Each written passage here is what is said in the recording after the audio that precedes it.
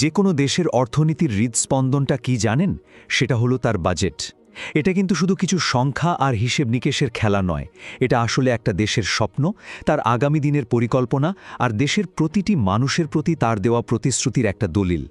চলুন আজ আমরা 2026-27 সালের ভারতীয় কেন্দ্রীয় বাজেটের গভীরে ডুব দিই আর খুঁজে বের করার চেষ্টা করি এটা আমাদের ভবিষ্যতের জন্য ঠিক কী বার্তা নিয়ে এসেছে।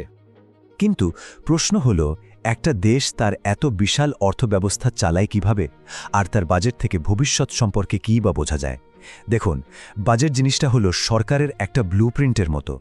এই একটাই ডকুমেন্ট আমাদের দেখিয়ে দেয় যে আমাদের দেওয়া করের টাকাটা ঠিক কোথায় আর কিভাবে খরচ করা হবে, আর এই ছোট বড় সিদ্ধান্তগুলোই কিন্তু দেশের প্রত্যেকটা মানুষের জীবনকে সরাসরি প্রভাবিত করে। এবারের বাজেটে কিন্তু বিরাট কোনো চমক নেই। এর মূল ভাবনাটা হলো দৃঢ়ীকরণ এবং ধারাবাহিকতা। মানে সরকার কোনো বড় নাটকীয় পরিবর্তনের দিকে না গিয়ে বরং আগে থেকে চলে আসা নীতিগুলোকেই আরও মজবুত করে সামনে এগিয়ে নিয়ে যাওয়ার পথ বেছে নিয়েছে। তো চলুন সবার আগে দেশের ওয়ালেটটা খুলে দেখা যাক, খুব সহজভাবে বোঝার চেষ্টা করি টাকাটা আসছে কোথা থেকে আর যাচ্ছেই বা কোথায়। সরকারের আয়ের উৎসগুলো কিন্তু বেশ ইন্টারেস্টিং। একবার ভাবুন, সরকারের প্রতি ১০০ টাকা আয়ের মধ্যে ২৪ টাকাই আসছে ঋণ বা ধার করে। হ্যাঁ, এটাই আয়ের সবচেয়ে বড় উৎস। এরপরই আছে আমাদের মতো সাধারণ মানুষের দেওয়া আয়কর, যা থেকে আসছে ২১ টাকা, আর বড় বড় কোম্পানিগুলোর দেওয়া কর্পোরেট কর থেকে আসছে ১৮ টাকা। আচ্ছা, এই বিপুল টাকাটা খরচ হচ্ছে কোথায়? সবচেয়ে বড় অংশ মানে প্রায় ২২% চলে যাচ্ছে বিভিন্ন রাজ্য সরকারের কাছে তাদের ভাগের কর হিসেবে। আর তারপরেই যে খরচটা, সেটা বেশ ভাবার মতো। ২০% খরচ হচ্ছে শুধুমাত্র পুরনো ঋণের সুদ মেটাতে, মানে আয়ের একটা বিশাল অংশই চলে যাচ্ছে দেনা শোধ করতে। এরপর দেশের সুরক্ষার জন্য প্রতিরক্ষা খাতে যাচ্ছে ১১%। টাকা কোথা থেকে আসছে আর কোথায় যাচ্ছে তা তো দেখলাম। এবার চলুন দেখি দেশের অর্থনীতির যে মূল ইঞ্জিনগুলো, মানে উৎপাদন শিল্প আর ছোট ব্যবসা, সেগুলোকে আরও শক্তিশালী করতে সরকারের প্ল্যানটা ঠিক কী। দেশের উৎপাদন শিল্পকে চাঙ্গা করতে সরকার বেশ কিছু বড়সড় পদক্ষেপ নিয়েছে। একদিকে যেমন সেমিকন্ডাক্টরের মতো আধুনিক প্রযুক্তির জন্য ইন্ডিয়া সেমিকন্ডাক্টর মিশন 2.0-এর মতো উদ্যোগ আনা হয়েছে, তেমনি দেশের ঐতিহ্যবাহী বস্ত্রশিল্পকেও সমান গুরুত্ব দেওয়া হয়েছে। শুধু তাই নয়, মেক ইন ইন্ডিয়াকে আরও জোরদার করতে বিদেশে তৈরি বিমানের কিছু নির্দিষ্ট যন্ত্রাংশের উপর থেকে কাস্টম শুল্ক পুরোপুরি তুলে নেওয়া হয়েছে। দেশের অর্থনীতির শিরদাঁড়া অর্থাৎ ক্ষুদ্র ও মাঝারি শিল্প বা এমএসএমইদের জন্য সরকার দুটো দারুণ পদক্ষেপ নিয়েছে। প্রথমত, তাদের জন্য ১০,০০০ কোটি টাকার একটা বিশেষ এসএমই গ্রোথ ফান্ড তৈরি হচ্ছে। আর দ্বিতীয়ত, ছোট শহরগুলোতে কর্পোরেট মিত্র তৈরি করা হবে, মানে ছোটখাটো ব্যবসায়ীরা যাতে আইনি প্যাচে পড়ে না যান, তার জন্য একটা হেল্পিং হ্যান্ড।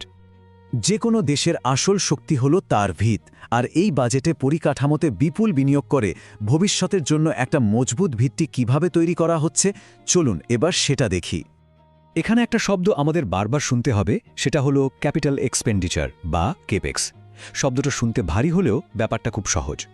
এর মানে হলো সরকার যখন রাস্তা, রেললাইন বা বন্দরের মতো দীর্ঘমেয়াদী সম্পদ তৈরিতে টাকা খরচ করে, যা দেশের ভবিষ্যৎ উন্নতিতে সাহায্য করবে, তখন তাকেই বলে কেপেক্স। আর এই কেপেক্সের জন্য সরকার যে টাকাটা বরাদ্দ করেছে, সেই অঙ্কটা শুনলে অবাক হতে হয়। ১২.২ লক্ষ কোটি টাকা। এই সংখ্যাটা যে ঠিক কতটা বড় সেটা বুঝতে হলে আমাদের ১০ বছর পিছিয়ে যেতে হবে। ২০১৪-১৫ সালে এই খাতে খরচ ছিল মাত্র ২ লক্ষ কোটি টাকা, আর আজ সেটা বেড়ে দাঁড়িয়েছে ১২.২ লক্ষ কোটিতে। এই চার্টটা দেখলেই বোঝা যায় গত এক দশকে দেশের পরিকাঠামোতে বিনিয়োগ কি অবিশ্বাস্য হারে বেড়েছে। এই বিশাল বিনিয়োগটা শুধু খাতায় কলমে নয়, এর একটা দারুণ বাস্তব উদাহরণ হলো একটা নতুন মালবাহী করিডর তৈরির ঘোষণা, যেটা কিনা পশ্চিমে সুরাটকে একেবারে পূর্বের ডানকুনি পর্যন্ত জুড়ে দেবে। এটা দেশের পণ্য পরিবহনে একটা বিপ্লব এনে দিতে পারে। রাস্তাঘাট, বন্দর তো হলো, কিন্তু দেশ তো শুধু ইট সিমেন্ট দিয়ে তৈরি হয় না, দেশ তৈরি হয় মানুষ দিয়ে। তো পরিকাঠামোর পাশাপাশি দেশের মানব সম্পদ আর পরিষেবা খাতের জন্য কি ভাবা হয়েছে? এই বাজেটে শুধু ভৌত পরিকাঠামো নয়, মানুষের উপরেও সরাসরি বিনিয়োগের কথা বলা হয়েছে। যেমন ধরুন, স্বাস্থ্য খাতে ১.৫ লাখ দক্ষ কেয়ার গিভার তৈরি করার পরিকল্পনা নেওয়া হয়েছে। আবার ভারতের ঐতিহ্যকে বিশ্বের কাছে তুলে ধরতে ১৫টি প্রত্নতাত্ত্বিক স্থানকে সাংস্কৃতিক কেন্দ্র হিসেবে গড়ে তোলা হবে। এর ফলে একদিকে যেমন নতুন কর্মসংস্থান তৈরি হবে, তেমনি পর্যটন শিল্প অনেক শক্তিশালী হবে। বেশ, অনেক তো আলোচনা হলো। এবার চলুন একেবারে শেষ পর্বে এসে বাজেটের ফাইনাল হিসাব নিকাশটা দেখে নেওয়া যাক, মানে দেশের আর্থিক স্বাস্থ্যের অবস্থাটা ঠিক কী দাঁড়ালো আর বাজারে এর প্রভাবই বা কী পড়ল। এখানে আরও একটা টার্ম আমাদের বুঝতে হবে, ফিস্ক্যাল ডেফিসিট বা রাজস্ব ঘাটতি। সহজ কথায় এটা হলো সরকারের আয় আর ব্যয়ের মধ্যেকার ফারাক। মানে সরকারের আয় যদি হয় ১০০ টাকা আর খরচ হয় ১১০ টাকা, তাহলে এই যে বাড়তি ১০ টাকা, এটাই হলো ঘাটতি, যেটা সরকারকে ধার করে মেটাতে হয়। আর এখানেই একটা বেশ ভালো খবর আছে, সরকার কিন্তু এই ঘাটতিটা কমানোর জন্য কোমর বেঁধে নেমেছে। আগামী অর্থবর্ষে এই রাজস্ব ঘাটতিকে দেশের মোট জিডিপির ৪.৩% নামিয়ে আনার লক্ষ্যমাত্রা রাখা হয়েছে। এটা কিন্তু দেশের আর্থিক স্বাস্থ্যের জন্য একটা খুবই পজিটিভ সিগন্যাল। তবে বাজেটের প্রায় সবকিছু ভালো শোনালেও একটা ঘোষণা ছিল যা শেয়ার বাজারের বিনিয়োগকারীদের কপালে ভাঁজ ফেলে দিয়েছে। ফিউচার এবং অপশন ট্রেডিংয়ের ওপর সিকিউরিটিজ ট্রানজ্যাকশন ট্যাক্স বা এসটিটি বেশ খানিকটা বাড়ানো হয়েছে। এর ফলে ট্রেডারদের খরচ বেড়ে গেছে, আর তার ফল ঘোষণার সঙ্গে সঙ্গেই শেয়ার বাজারে একটা বড়সড় পতন দেখা যায়। সব মিলিয়ে দেখলে এই বাজেট একটা স্থিতিশীলতার বার্তা দেয়, কিন্তু সবশেষে একটা বড় প্রশ্ন থেকেই যায়, এই স্থির এবং ধারাবাহিক পদক্ষেপগুলো কি বিশ্বজুড়ে চলতে থাকা অনিশ্চয়তার মধ্যে ভারতকে একটি উন্নত দেশ হিসেবে গড়ে তোলার লক্ষ্যে পৌঁছে দেওয়ার জন্য যথেষ্ট হবে? এর উত্তর হয়তো সময়ই দেবে, তবে পথটা যে বেশ চ্যালেঞ্জিং তা নিয়ে কোনো সন্দেহ নেই।